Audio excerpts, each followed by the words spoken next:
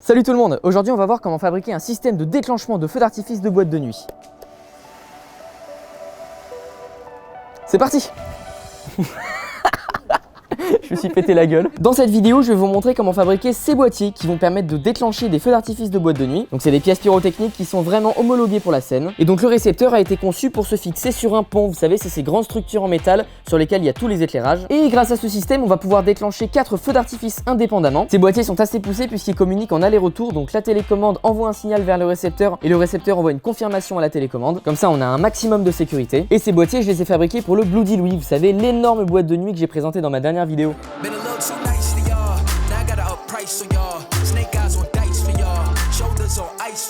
Du coup, je vous propose de retourner il y a maintenant 1 mois et demi quand j'étais en Belgique pour le Nouvel An et que j'ai commencé la fabrication de ces boîtiers. Mais avant ça, je remercie... Attendez. C'est mieux là quand même, non? Je remercie donc Bolink qui sponsorise cette vidéo. Bolink, c'est une entreprise qui a fabriqué un petit spot d'éclairage vidéo qui est vraiment tout petit, très léger, mais super puissant. Voilà, donc concrètement... ça ressemble à ça, il est à 30%, là il est à 100%, c'est un truc de ouf la puissance que ça a. C'est un spot qui est fait pour l'éclairage vidéo, donc le rendu des couleurs sera vraiment parfait. Évidemment, il peut éclairer en blanc, donc blanc neutre, blanc chaud, blanc froid, bref, on fait ce qu'on veut. Mais là où ça devient très intéressant, c'est que c'est un spot RGB, donc il peut éclairer de toutes les couleurs. Mais ça serait beaucoup trop facile si ça s'arrêtait là quand même. Ce petit spot comporte des modes créatifs, donc par exemple simuler un éclair d'orage, donc il y a même plusieurs types d'éclairs qui sont dedans, c'est super poussé. Un mode télévision, donc ça va reproduire un petit peu l'éclairage que ferait une télé en fait sur une scène. Un mode bougie, donc qui va vraiment faire comme si c'était une bougie qui éclairait la scène. Un mode tout simple RGB qui change de couleur automatiquement. Et mon préféré, un gyrophare de police. Et c'est super puissant, hein, vraiment, hein, ça peut éclairer toute une pièce, voire toute une rue complète. C'est incroyable. Au niveau physique du spot, il y a un petit écran derrière qui permet de naviguer dans les menus. Il y a des touches un peu partout qui permettent de le régler. Le spot est complètement en métal, donc vraiment super résistant. Là, je vais baisser la luminosité, je vois vraiment plus rien. Il est vraiment fait pour se transporter, il peut rentrer dans une poche. Et pour le recharger, c'est un port USB-C, donc au moins c'est une connectique qui est propre, vraiment nickel. Bref, je vous laisse le lien Amazon en description si vous voulez l'acheter. En tout cas, ce spot m'a servi dans cette vidéo pour éclairer les scènes qu'on a fait dehors quand on faisait nos tests. Et maintenant, je sais qu'il va me servir dans toutes mes vidéos pour éclairer mes scènes puisque je le mets sur ma caméra et ça éclairera vraiment toutes mes scènes. Bref, on retourne à la fabrication. L'idée, c'est de faire un système basé sur Arduino pour déclencher de la pyrotechnique pendant une soirée. Donc dans chaque pont, on va mettre un gros boîtier récepteur qui va pouvoir déclencher 4 sorties séparées. Et on va assurer la communication entre la télécommande et le boîtier récepteur grâce à ceci. C'est un petit module de communication à distance qui s'appelle le HC12. Ça fonctionne en 433 MHz, même si en réalité on peut choisir une fréquence entre 433 et 460 ou 483 il me semble. Et apparemment ça porte jusqu'à 1 km réellement, pas comme les NRF par exemple qui disent porter à 1 km, mais en vrai c'est beaucoup moins. J'ai déjà designé tout le circuit sur Easy EDA, comme ça je prends un peu d'avance sur le projet. Et j'ai déjà commencé à tout mettre sur une plaque de prototypage, donc avec tous les trous. Et ça a été un casse-tête de ouf pour réussir à faire passer uniquement des pistes à souder et pas des câbles à travers les composants. Et alors pour déclencher la pyrotechnie, je vais utiliser des MOSFET. Un MOSFET en gros c'est un interrupteur, sauf que lieu que ce soit nous qui venions appuyer sur un bouton, on envoie du courant électrique dans une patte et les deux autres deviennent conductrices. Bon du coup on a un peu de boulot de soudure, c'est parti.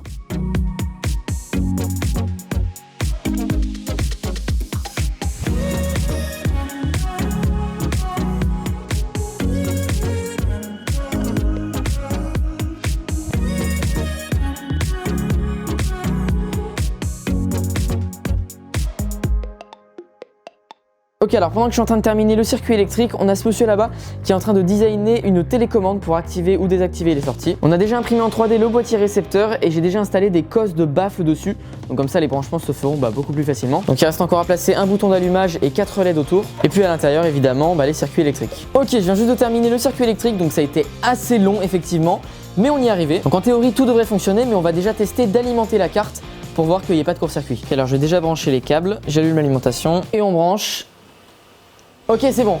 Ok, donc il n'y a rien qui crame, l'Arduino s'allume comme il faut, il n'y a absolument pas de LED, de court-circuit ou quoi qui s'allume, tout est nickel. Ce que j'ai fait pour limiter le courant de sortie au cas où il y a un court-circuit, c'est que j'ai mis une grosse résistance de 6 ohms 4 watts. Donc au moins ça protégera mes transistors et puis ça évitera de tout faire cramer en fait. Ok, alors j'ai enfin terminé de mettre tout dans le boîtier. Donc pour fixer les plaques, j'ai utilisé des petits inserts en métal. Donc c'est comme des petits écrous mais qui s'emboîtent dans le plastique en les chauffant avec un fer à souder. Au niveau du capot, donc de la façade, j'ai déjà mis tout ce qu'il allait avoir dessus. Donc ici les sorties de courant et là 4 LED et puis un bouton d'allumage principal. À la base, je voulais aussi utiliser des inserts insert, sauf que finalement le plastique a pas du tout tenu, donc en fait je vais juste tarauder le plastique et je vais visser dedans directement. J'ai déjà testé toutes les fonctions de l'Arduino, donc envoyer du courant par les sorties et vérifier s'il y a une charge branchée sur les sorties. Tout fonctionne très bien pour le coup, donc ça devrait aller. Sur le petit connecteur qui est ici, je vais brancher le module radio qui va assurer la communication entre la télécommande et le récepteur. En tous les cas, je vous laisse le code et le schéma en description si vous voulez aller voir. Et si vous voulez le refaire, il y a juste à suivre exactement ce qu'il y a dans la description. Du coup, maintenant on a fini pour le récepteur, on peut s'intéresser à la télécommande.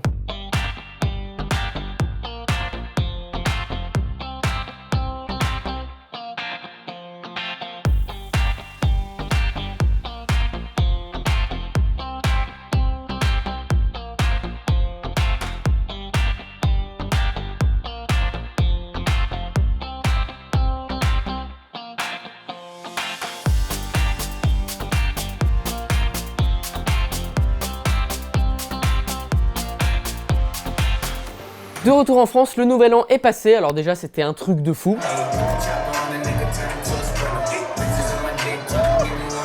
Du coup, j'ai pu bien avancer sur la télécommande, donc exactement comme le récepteur. C'est un Arduino soudé sur une plaque avec tous les composants autour. On a évidemment un autre module HC12 qui va permettre la transmission entre la télécommande et le récepteur. Et donc sur la plaque, on a toutes les pistes de soudure, enfin exactement comme le récepteur. En fait, tout simplement, dans la télécommande, on a un Arduino qui lit la position de chaque interrupteur pour dire au récepteur quelle bombe déclencher. Sur la télécommande, on va avoir des LED RGB qui vont montrer l'état de chaque sortie sur le récepteur. Donc en fait, le récepteur envoie un très faible courant à travers la charge pour savoir si la charge est branchée. Et s'il n'y a pas de charge branchée, bah ça peut pas péter en fait. Quoi qu'il en soit, on a 4 LED qui vont témoigner de l'état de 4 sorties différentes et une LED qui va servir de témoin de batterie pour savoir la batterie qui reste dans la télécommande. Parce que ce serait assez con quand même de se retrouver en pleine soirée et au moment de tirer, il n'y a plus de batterie. Pour ce qui est des LED du boîtier, je vais utiliser des LED adressables. Donc c'est des LED RGB comme celle-ci qui ont 4 pattes. Donc tout à gauche, on a un data in, en dessous on a évidemment des ports d'alimentation, donc plus 5 volts et la masse. Et après on a un data out. Et grâce à ceci, on va pouvoir connecter autant de LED que l'on veut les unes derrière les autres. Donc on met la première, on relie son data out au data in de la suivante et ainsi de suite tant qu'on veut. Donc concrètement, on peut mettre 150 LED à la suite et animer 150 LED indépendamment les unes des autres. Après on relie ensemble tous les 5 volts des LED et tous les moins des LED et on se retrouve uniquement avec 3 fils, un plus, un moins et un fil de data. Et évidemment, je vous laisserai des liens dans la description pour pouvoir acheter ces LED et également vers la librairie Adafruit qui permet de les contrôler. Pour connecter les LED et les boutons à la carte de contrôle, je vais pas souder parce que les câbles qui s'arrachent, c'est insupportable. Je vais utiliser des connecteurs Molex, donc c'est un petit peu comme des Dupont, vous savez qu'on en fiche, sauf qu'il y a un crochet qui retient la prise. Comme ça, on peut brancher, débrancher comme on veut, et puis ça fera une connexion beaucoup plus solide. Pour fixer la carte au boîtier, j'ai fait exactement comme dans le récepteur, donc en fait j'ai juste pris des inserts que j'ai mis dans le plastique. Et pour alimenter la télécommande, j'utilise ces petites batteries, donc c'est des 18650, ça ressemble à des piles et ça a une grande capacité. Vous voyez qu'en haut j'ai rajouté 2 petits circuits qui sont en fait collés, qui vont permettre de protéger les batteries contre les courts-circuits, les surcharges et les décharges. Et donc maintenant, reste plus qu'à connecter tous les Molex, programmer l'Arduino, fermer le boîtier et puis tester. Allez go!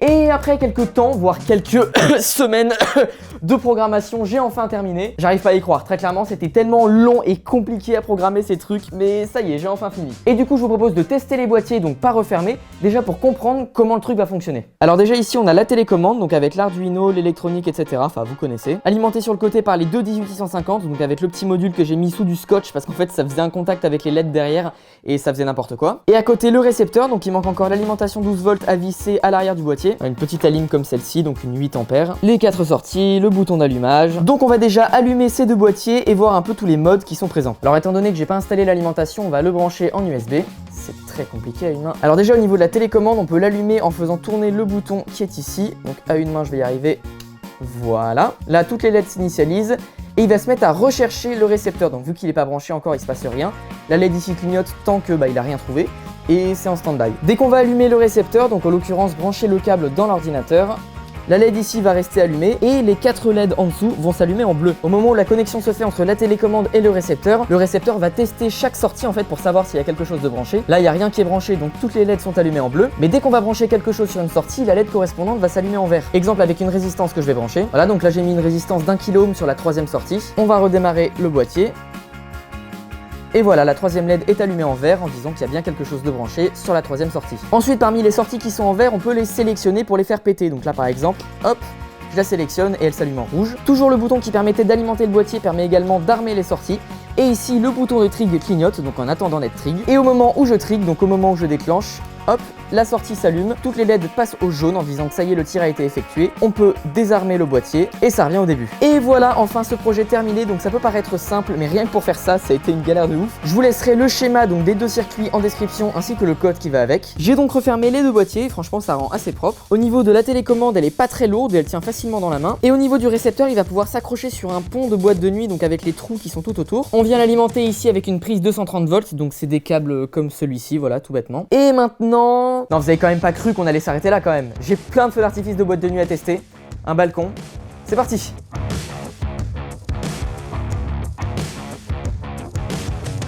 Du coup, dans ce magnifique sac de tacos, j'ai de la pyrotechnie de boîte de nuit.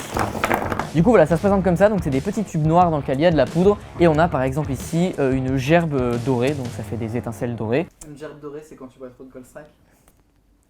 Allez, on va passer à la suite. Ici, ça fait un bruit de maracas, c'est une mini flamme rouge, donc littéralement ça fait une boule de feu rouge, c'est très stylé. Donc ce que je propose, c'est qu'on mette de chaque côté du balcon des fontaines, genre à 45 degrés, donc environ éloignées de 6-7 mètres. Et au milieu, j'ai envie de mettre un waterfall, ou peut-être 2, ou alors peut-être un waterfall et une boule de feu. Bref, on va voir ça après. De toute façon, très clairement, faut tout faire cramer, donc...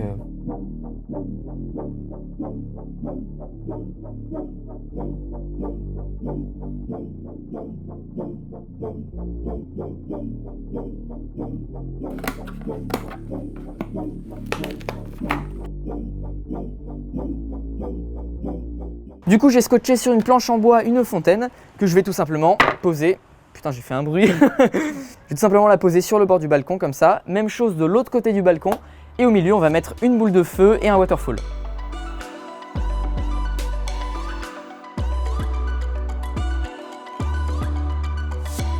Ok, on est maintenant dehors, il pleut, il fait dégueulasse, j'espère d'ailleurs que ça va pas gâcher les feux d'artifice. Bref, on a la télécommande, on peut l'allumer et on va vérifier déjà si tout est bien branché. Tout s'allume en vert, c'est tellement satisfaisant quand ça fonctionne. On va pouvoir armer chaque sortie pour les déclencher. Reste plus qu'à armer tout le boîtier et à déclencher et ça va être énorme. Ok, c'est parti, on arme le boîtier. 3, 2, 1. C'est énorme! C'est beaucoup trop stylé! Oh, c'est génial! C'était énorme. Je suis désolé, je recommence plus, c'est fini. On est remonté sur mon balcon, c'était énorme, très clairement, c'était magnifique. On s'est fait engueuler, évidemment. Mais sinon, à part ça, il y a absolument tout qui est parti. Il n'y a rien qui a foiré, c'était vraiment génial. C'est un bon petit boîtier, ce truc, quand même. Le waterfall qui est parfaitement parti également. Ici, la fontaine qui était vers l'extérieur, pareil, c'était nickel. On peut maintenant éteindre, tout décabler.